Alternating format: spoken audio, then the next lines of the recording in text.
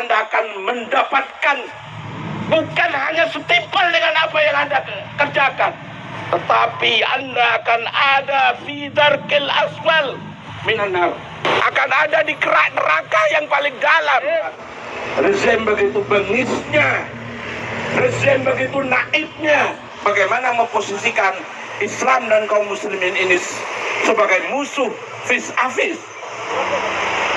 Kami yakin dan sadar akan hal itu. Jadi repot juga menghadapi orang-orang seperti ini ya. Menggunakan kita akal untuk berpikir, benarkah apa yang mereka mau? Itu susah. Tidak menggunakan akal, kita tertawakan mereka, juga mereka ngeyel gitu loh.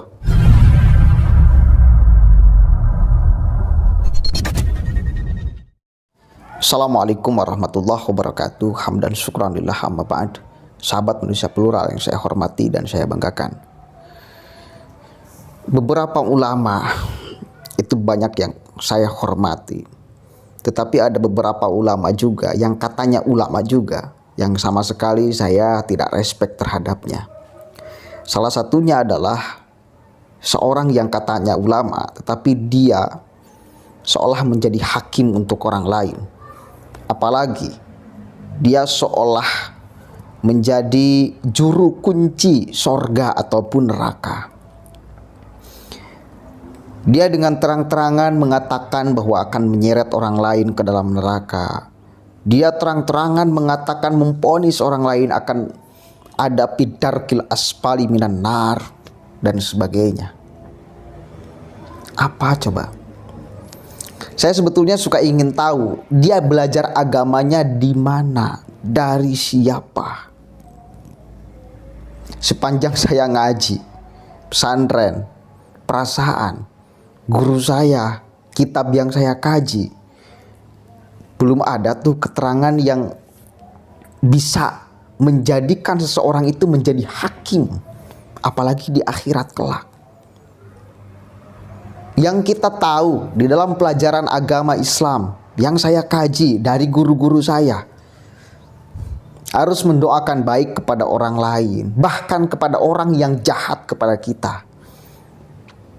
Ya. Bahkan selalu berulang kali saya katakan di sini, jangankan setingkat kita nih, Sayyidina Umar ibn Khattab itu tidak sembarangan menuduh orang lain itu munafik. Apalagi sampai mengatakan seorang itu bakal ada fidarkil asfali minan nar, di dalam kerak neraka. Apalagi sampai seperti itu. Aneh saya. Berarti kan saya bisa mendapatkan kesimpulan dari orang-orang yang selalu berceramah seperti itu. Itu keluarnya bukan atas dasar dalil agama, tetapi nafsu belaka. Ini yang penting kemudian kita sampaikan, agar tidak seolah-olah orang itu, manusia itu bisa menjadi hakim bagi orang lain, apalagi di akhirat. Gak ada yang bisa menjadi hakim. Kita semuanya sama di dunia ini berproses terus menuju baik, terus supaya apa yang kita lakukan itu diridhoi oleh Allah Subhanahu wa taala. Itu aja. Gak ada kita boleh menjadi hakim. Gak ada kita boleh menjadi hakim, gak ada. Gak ada. Coba ajaran dari mana itu? Kita coba lihat nih. Kita cek videonya ya. Kemudian Anda amati. Yang Anda pernah ngaji coba sampaikan di sini. Atau saya yang awam, saya yang belum mendapatkan referensi itu. Misal referensi bisa menuduh orang, bisa mengatakan seorang, bisa menjustifikasi seorang fidarkil asfali minan nar.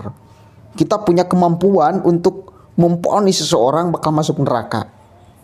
Saya belum pernah menemukan itu. Oke, coba kita dengarkan sama-sama nih ocehannya. Ingat, ada pengadilan yang paling akhir, yang kalian, wahai orang-orang yang ada di gedung megah ini, ketika Anda melakukan kezaliman kepada Edi Mulyadi, besok kelak di akhirat Anda akan mendapatkan bukan hanya setimpal dengan apa yang Anda kerjakan, tetapi Anda akan ada fi darkil aswal minan nar. Akan ada di kerak neraka yang paling dalam. Ketika para jamaah dirahmati Allah Subhanahu wa taala, rezim begitu bengisnya, rezim begitu naifnya, bagaimana memposisikan Islam dan kaum muslimin ini sebagai musuh vis a vis. Kami yakin dan sadar akan hal itu. Tapi para jamaah dirahmati Allah Subhanahu wa taala, ini sudah saya sampaikan, saksikan ya Allah. Ini sudah saya sampaikan, saksikan wahai para malaikat. Kelak ketika kami ditanya oleh Allah Subhanahu wa taala, kami telah menyampaikan. Oke. Di postur itu ada foto Edi Mulyadi. Jelas sekelompok orang itu sedang membela Edi Mulyadi ya. Yang kita tahu sama-sama dia melakukan kesalahan apa sehingga sekarang dijebloskan ke dalam penjara. Itu kan semua orang tahu bahwa apa yang dilakukan, diucapkan oleh Edi Mulyadi ini memang melanggar hukum. Terus kemudian Anda bela mati-matian gitu. Bahkan kepada orang yang memponis Edi, Anda berani katakan bidarkil asfali minan nar. Bahkan dengan kejadian Edi Mulyadi, Anda berani mengatakan, menuduh pemerintah ini sedang mengadu-adukan umat Islam, sedang mencabik-cabik kehormatan umat Islam, memusuhi Islam.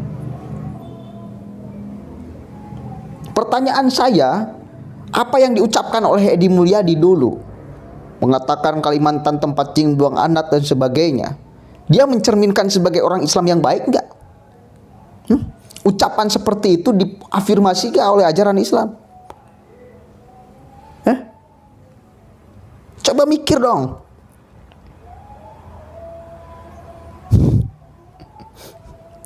Apakah ini dalil kemudian kenapa Anda tuduh sebagai orang lain itu Islamofobi? Islamofobi gitu. Kemarin kan ada yang deklarasi anti Islamofobia, GNAI, Gerakan Nasional Anti Islamofobia. Apakah salah satunya gara-gara kasus Edi Mulyadi ini? Yang jelas-jelas dia melakukan kesalahan, kemudian Anda bela-bela, dan kemudian ketika Edi terbukti bersalah, Anda tuduh sebagai memojokkan umat Islam. Fair dong. Jadi repot juga menghadapi orang-orang seperti ini ya. Menggunakan kita akal untuk berpikir, menerka apa yang mereka mau, itu susah. Tidak menggunakan akal, kita tertawakan mereka, juga mereka ngeyel gitu loh.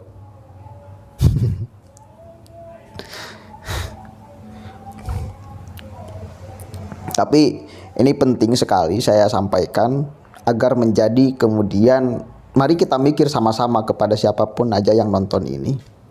Coba Anda deteksi apakah apa yang selalu mereka ucapkan itu berada di jalur kebenaran atau sebetulnya menyimpang. Coba aja Anda bisa merasakan, saya kira Anda bisa merasakan tentang tadi dia ngomong pemerintah sedang seolah-olah memusuhi umat Islam. Kemudian dia katakan bahwa hakim pengadilan yang di belakangnya itu akan bidarkil asfali minan nar. Kemudian Anda sandingkan, Anda selaraskan dengan apa yang pernah Anda kaji di kitab-kitab umat Islam, ya, di pesantren yang Anda pernah ngaji di sana. Coba Anda sandingkan. Bolehkah kita memponis seseorang bahwa orang itu bakal bidarkil asfali minan nar? Bolehkah? Seenaknya memponis seperti itu gitu loh. Padahal pengadilan, hakim sudah jelas-jelas memponis Edi karena memang Edi mengucapkan kalimat yang bisa terkena pidana gitu loh. Artinya kan di sini hakim, pengadilan itu ideal, bukan ngarang-ngarang. Bukan ngarang-ngarang kan? Kan semua orang juga tahu kalimatnya apa yang diucapkan oleh Edi Mulyadi itu.